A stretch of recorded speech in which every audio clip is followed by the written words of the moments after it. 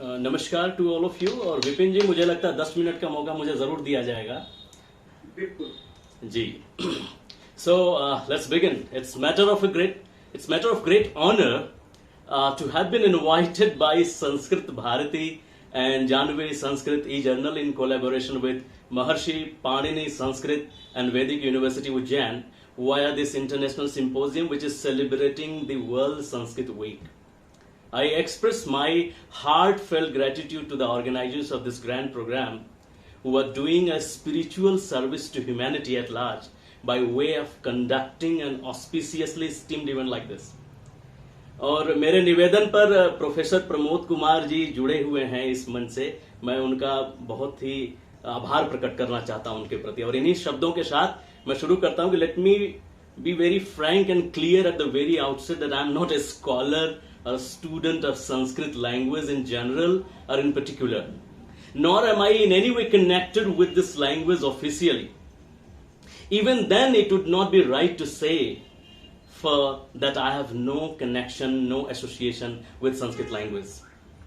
Let me speak it frankly, that when I hear the worship of Shiva, जटाटवी गल जलम प्रवाह पावित स्थले गले वलंबे लंबिताम भुजंग तुंग मालिताम डमट डमट डमट demon Ninad वड्डमरवयम चकार चंड तांडवम तनोतु न Shiv Shivam. Or when I listen to the eternal shlok from Mahopanishad, ayam bandhurayam neti ganana laghu charet sam udara charitanam tu vasudhaiva kutumbakam. Or when I listen to the timeless philosophy having been inscribed within the texture of Sarve Bhavantu Sukhina, Sarve Santo Niramaya, Sarve Bhadrani Pashyantu, Ma Kaschid Dukha Bhagam Bhave.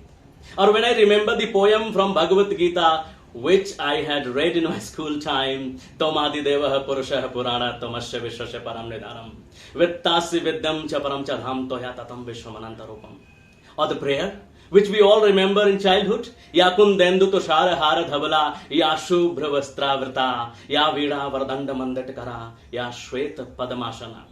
And when, and mark this is very important, when I listen to and I get lost into the fusion of Sanskrit language in the most lucrative, lucid and liquid manner by S.S. Rajamouli in his blockbuster movie, Bahubali, the conclusion, and that says like Mahismati Samrajyam Asmakam Ajayam Asurya Chandrakayam Bhadratam Adhiratam Mahismati Yashwatalam Abhimukham Maharaj Vandanam Durbhagyam Durga Nirikshanam Asmada Chaturay Chakravarti Agamanam Gajamanam Vinamra Kumbhyanasham Khad Shreni Shura Shreni Ayudha Gaurav Shamarpanam Maharaj Charana Vandanam. I'm really thrilled.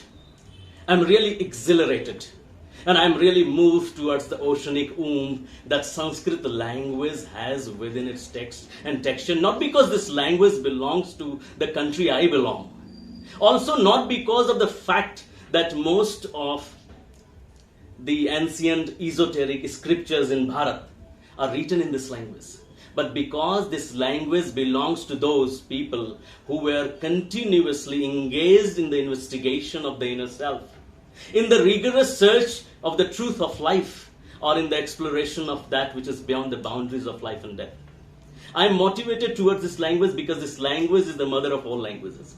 And when I say this language is the mother of all the languages of the world, what I really mean to say that mother is someone who gives birth. A mother is someone that is the creator. A mother is the one that brings the inner into the outer world. Then the question arises, what is then special about Sanskrit language? The speciality of Sanskrit language is that its genesis is not a letter, like all other languages. Sanskrit is not made up of letters. Then the question arises, what it is made up of? It is made up of akshar, and an akshar is not a letter. Akshar means jiska chaya nahi hota, that which is indestructible, that which is beyond boundaries, that which is in fact the eternal, that which is never lasting and perpetual.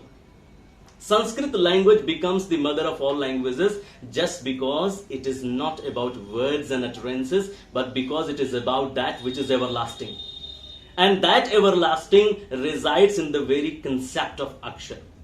It becomes the mother of all languages also because it brings out the shunya, the zero into the form. The 20th century Indian mystic Osho Rajneesh, in his book Jyon Ki Tyon Dhar Deni Chadariya, said, when the zero transforms itself through the human throat, the point where the words take shape is the point where Sanskrit language came into existence, hence Sanskrit being the mother. And so now it is absolutely pointless to say that in the entire universe there is no one that is above mother. Even God is not above mother. Bhagwan Sri Krishna once said that a mother is even above Bhagwan, because even if Bhagwan has to incarnate on earth, he has to come through the womb of a mother. So Sanskrit language is the mother of all languages. It is therefore at the crest, at the pinnacle, it is the culmination. Other important things about this language is that this language works as a bridge, and this is very important, this is all that I'm going to talk about. This language works as a bridge between the zero and the world. The zero is the sound of the eternity, word is the reflection of the world we live in. Sanskrit thus becomes a vehicle that takes people from the world to the spirit and then back from spirit to the world. And as it does not deal with words but with akshar, that is sound, it is absolutely clear that this language is phonetic. Very important. This language is phonetic, this language is not linguistic. So all those scholars working in the field of language who would make an attempt to decode anything in this language lexically are bound to miss the very essence of this language is all about. And if the essence of Sanskrit language is lost, be sure that everything is missed out, because then this language ceases to be the bridge between the metaphysical and the mundane.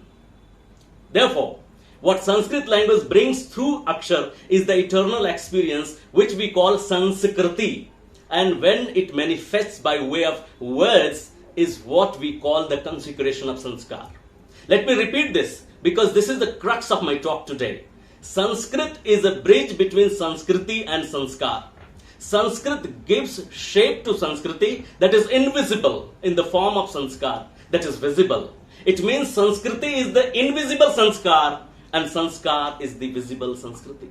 The Sanskar that does not have Sanskriti cannot be thus called as Sanskar at all. And Sanskriti that is not able to install Sanskar is not at all Sanskriti. And Sanskrit language is what translates the two into the tangible and the concrete world.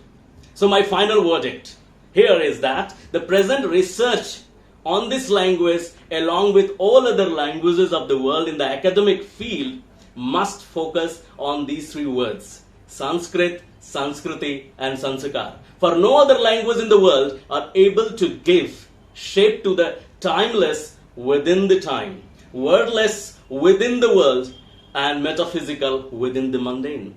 If the present day research focuses on Sanskrit language from this angle, I think the paradise once lost will the paradise regain now. With these words, I end up my talk within the stipulated time frame which I was given, that is 10 minutes. I feel honored to share the virtual dice with eminent scholars today and express my heartfelt gratitude. Thank you for inviting me. Thank you so much.